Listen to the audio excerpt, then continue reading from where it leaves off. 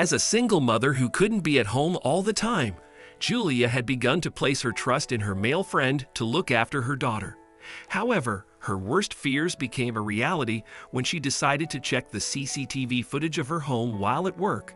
To her horror, she witnessed her male friend taking her daughter into a van and driving away with two unfamiliar men. The devilish alarm clock refused to stop ringing as the first rays of the morning sun peeked through the clouds. Julia groaned in frustration as she struggled to reach her bedside clock. The incessant tring reminded her that she'd be late if she didn't get up. In a fit of annoyance, Julia almost kicked the clock to the floor as she finally turned it off. She threw off her blanket and sat on the edge of her bed, stretching her limbs. Another hectic day lay ahead. She needed to prepare Ashley for school and get ready for work. As a nurse at the city hospital, Julia often worked long hours and multiple shifts to make ends meet and ensure that Ashley never missed out on anything. Being a single parent had not been easy for her, especially after her husband's death. With the sun shining brightly outside, Julia rose from her bed and freshened up before making her way to Ashley's room. "Honey, it's time to wake up. You don't want to be late for school," Julia called out as she drew the blinds and leaned in to kiss Ashley's cheeks. "Come on, princess, rise and shine. We can't be late." "Mommy, can't I have 5 more minutes of sleep, please?" Ashley pleaded with a yawn. Julia smiled at her daughter and gently removed the blanket before scooping her up in her arms. "Well, you can always take a nap later in the day, but for now, we have to get going." Handing Ashley her toothbrush, Julia left her to get ready while she headed downstairs to the kitchen. There, she quickly assembled sandwiches and fresh orange juice for breakfast. Once Ashley was ready, Julia fed her breakfast and dropped her off at the bus stop. "Be good and have fun, sweetie," Julia said, waving goodbye as the school bus drove off. As she watched the bus disappear down the street, Julia let out a sigh of relief. "I did it," she whispered to herself. "I didn't give up today." Julia returned home, took a quick shower, and drove off to work, eating a breakfast bar in the car. As she arrived at the hospital, she realized getting home in time to prepare lunch would be impossible because she had a long list of patients to attend to. Yet again, Julia was stuck at work, which meant missing out on the time she spent with Ashley. But Julia didn't have a choice. She was doing it all for Ashley and herself. She'd hate to see her daughter suffer just because she failed to be a good mother. So as Julia sat at her desk, she dialed her best friend, Marco.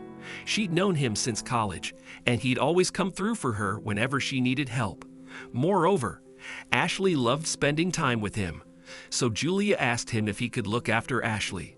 "You know, I'm sorry I'm doing this to you, but these shifts are just treacherous," she sighed. "Can you please be there by the time she's back from school?"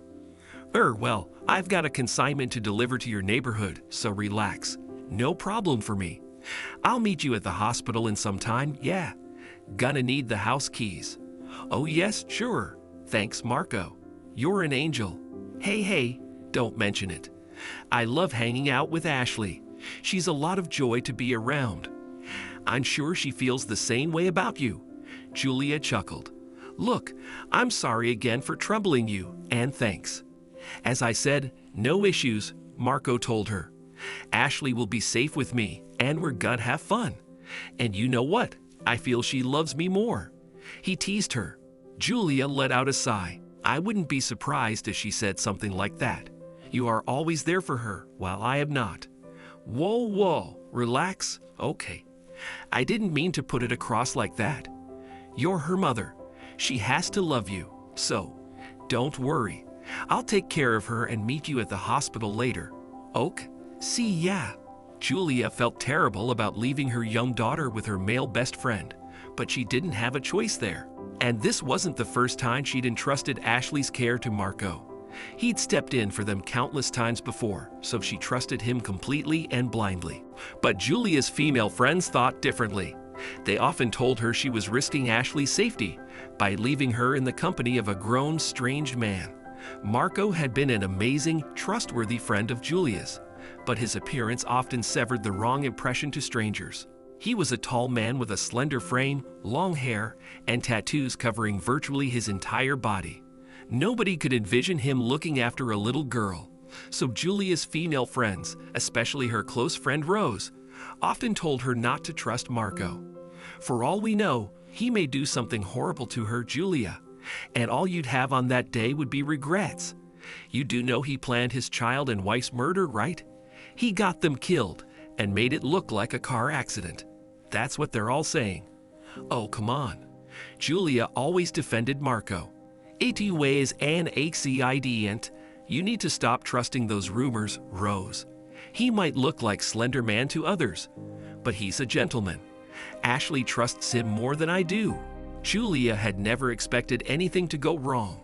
Marco had been such a sweet, caring soul after all, but her worst nightmares came true that day. Julia had finished her shift and was on her way home when she was unexpectedly called back. It was an emergency case, and there was a shortage of nurses.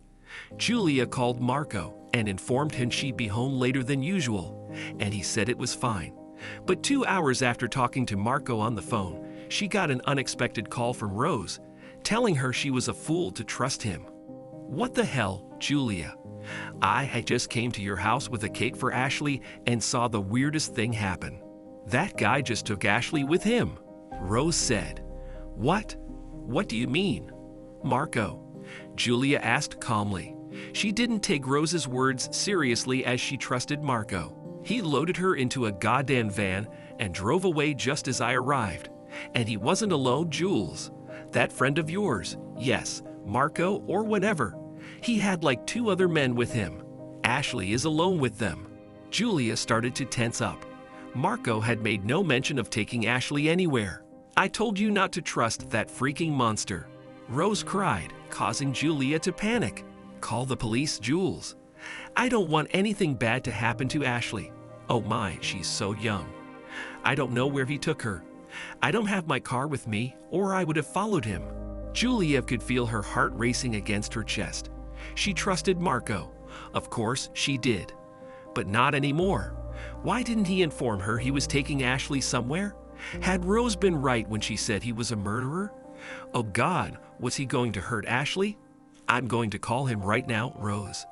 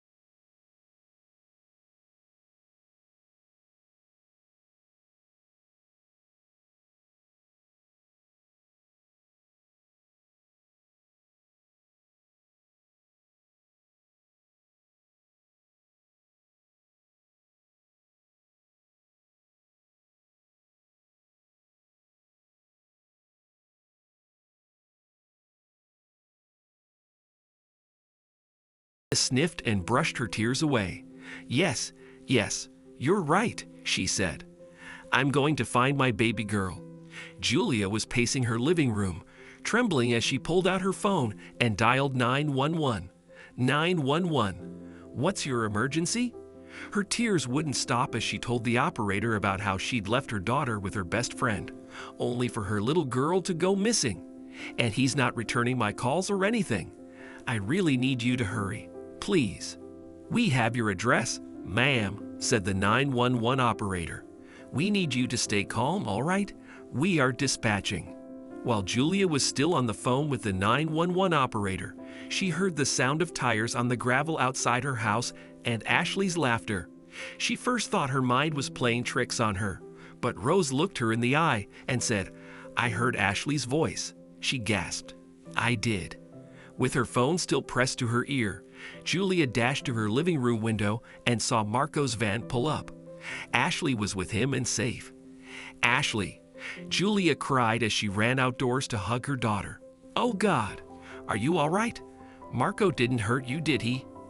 "I'm good, Mommy," Ashley said, smiling as she ate her cotton candy. Seeing that smile on her daughter's face made Julia realize nothing mattered more than her daughter. She would go to any length to protect Ashley. Next, she had to confront Marco, and she wasn't going to go soft on him. "Wow, did you hurt her?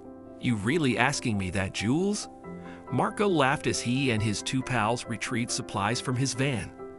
"We-I-D-I-D-I-T-U-A-N-S-V-R the Fioni? And who the heck takes a little child in a van with two unknown men?" Julia lashed out, glaring at Marco while holding Ashley close. "We need to start seeing people for who they really are. Hey, Julia, take it easy. It's not whatever terrible story you're cooking up in there, all right? Then tell me why you didn't pick up when I called. Marco, what in the world were you thinking? All right, now relax. I just took her out." As Marco began narrating why he didn't take Julia's calls, Julia and Rose felt awful for judging him. "Your bathroom roof was leaking. The pipes were old. I just thought I could fix it. Had to run to the hardware store and couldn't leave Ashley alone. But then, plans changed, and we decided to stop by the amusement park. Ashley really wanted her cotton candy, so I bought her that." And he added, "As for the call, my phone was on silent, and the battery died just as I was going to answer. Bill and Adam hadn't brought their phones with them either, so I drove back from the park as quickly as I could. Hey, I understand how hard you work to provide for your daughter." Marco slowed down and softened his voice, "So all I wanted to do was make your life a little easier and prepare a surprise dinner for you if you hadn't hurried home and ruined the surprise for yourself by then." Julia felt terrible for not believing her friend and imagining the worst-case scenarios. She realized she'd been caught up in Rose's doubts and made a huge mistake by doubting Marco. "Jules, I'm sorry for causing you so much worry today."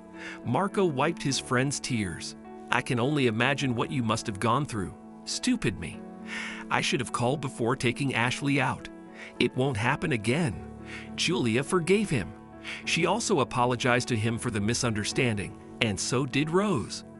Once Rose had gone home, Marco offered to make dinner for Julia and Ashley. "Listen, we've all had a long day, so how about we have a good dinner together and relax?" Julia couldn't refuse. She profusely apologized to Marco again as they all sat down to eat and smiled shyly. "Remember, Ashley," she then told her little daughter, "we should never trust the bad things other people say about our loved ones. Rumors are a terrible, terrible thing. We need to learn to trust the people we love for their deeds, like we trust Marco." Ashley nodded happily, loving the pizza Marco had made, and Marco and Julia exchanged a fleeting glance, a look of knowing that she would never doubt him again, that she was grateful to have a friend like him, and that he would always be there for her and Ashley.